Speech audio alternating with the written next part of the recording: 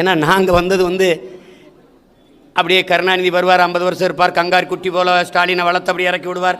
அவர் முதலமைச்சர் ஆகிறார், அப்போ அவர் ஒரு கங்கார் குட்டி போல வளர்த்த அப்புறம் உதயநிதி இறக்கி விடுவார். இப்போ அவர் ஒரு கங்கார் குட்டி இன்ப நிதியை வளர்ப்பார், அவர் இறக்கி விடுவார்.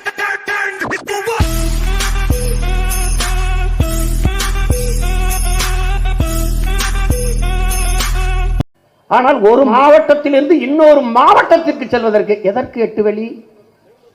எதற்கு 8 வழி? வேகமாக சென்று விடலாம், பெட்ரோல் செலவு குறையுங்கிறான். காரில் பயணிப்பவனை பற்றி கவலைப்படுகிற என் நாடும் அரசும் காருக்குள் இருக்கிறவனுக்கு நீரும் சோறும் கொடுக்கிற விவசாயியை பற்றி கவலைப்படுவதில்லை. அதான் பிரச்சனை. நீங்க சீக்கிரம் வீட்டுக்கு போயிடலாம், போய் என்ன செய்வ அதை மட்டும் சொல்லு. என்ன செய்வ? சீரியல் பார்ப்ப.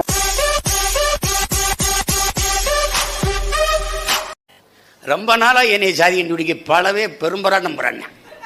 இப்படி தோல் மேல கை விட்டுக்குருவான், செல்லமா கூட்டிட்டு போவான் தனியா. கேட்குறேன்னு தப்பா எடுத்துக்கிற கூடாது அப்படின்னு. அதான் வந்துட்டிய கேளு. அப்புறம் என்ன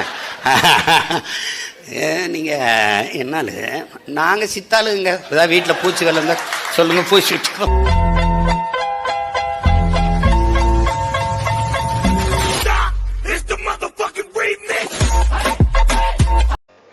சுதா ரங்கராஜன் அவர்கள் அந்த அம்மா உயிரோடு இருக்காங்களான்னு பார்க்கணும். இவங்கெல்லாம் ஆள்ற நாட்டில் நம்ம வாழணுமான்னு வேற நாட்டுக்கு எதுவும் போய் பிறப்புறாங்க. பார்த்து படிக்கும் போது அதுல அவர் திண்டுக்கல் சீனிவாசன் பெரும்புலவர்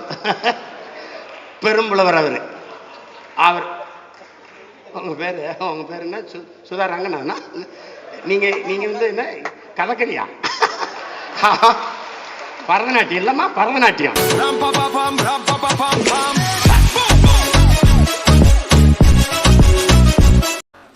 2 கோடி வட இந்தியா வந்துட்டான்.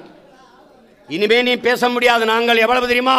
நாங்கள் படையாச்சி 2 கோடி, நாங்கள் தேவர் 2 கோடி, கவுண்டர் 2 கோடி. அவன் வந்துடுவான். அங்கிட்டு போ, தெருக்கோடி தான்.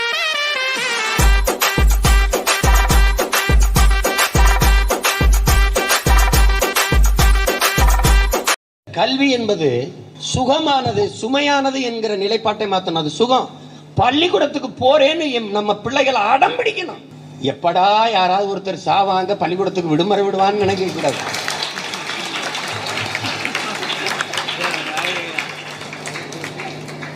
நிறைய பேர் தவிச்சு கிடந்ததெல்லாம் நான் பார்த்தேன். அது ஞாயிற்றுக்கிழமை பார்த்து தலைவர்கள் செத்தா அவனுக்கு வர கோபம் இருக்க, நாளைக்கு செத்து தொலை வேண்டியதானே.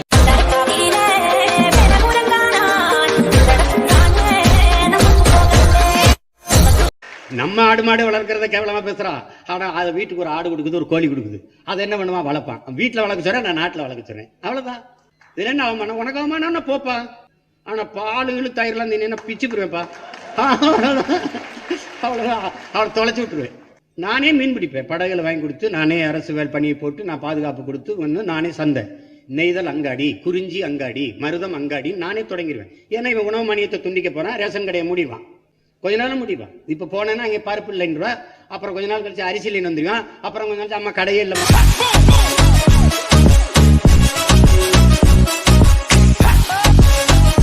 அதுலயும் அவர் பேசுறாரு முதலமைச்சர், தேடி தேடி பார்த்தாலும் எங்கள் ஆட்சியில் ஒரு குறையே சொல்ல முடியாது. ஒரு தம்பி போடுறான், உங்க ஆட்சியை தாயா காணாமனு தேடிக்கிட்டு இருக்காங்க.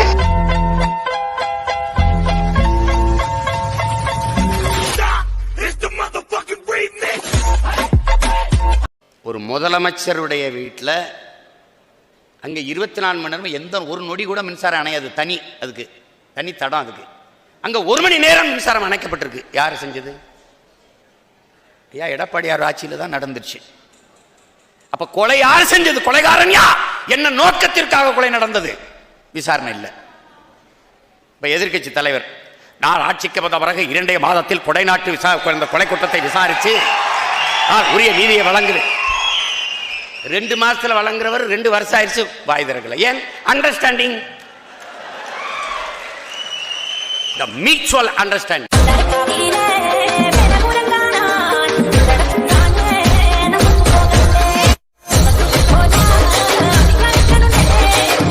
சேலத்தில் ஒரு ராஜஸ்தானி டீ கடை வச்சுட்டான், எங்கால வைக்கல. மலையாளி முதல்ல வச்சிருந்தான், இப்ப ராஜஸ்தானி. ஏன்? சாதி கேடுகட்ட சிந்தனை. இந்த சாதிக்கார பேச்சு கிளாஸ் கழுவுறதா, இந்த சாதிக்கார பேச்சு கிளாஸ் கழுவுறதா. துபாயில போய் கக்கூஸ் கழுவுறது நாய். கரும கரும தலைவர் திமிங்கலம் தான்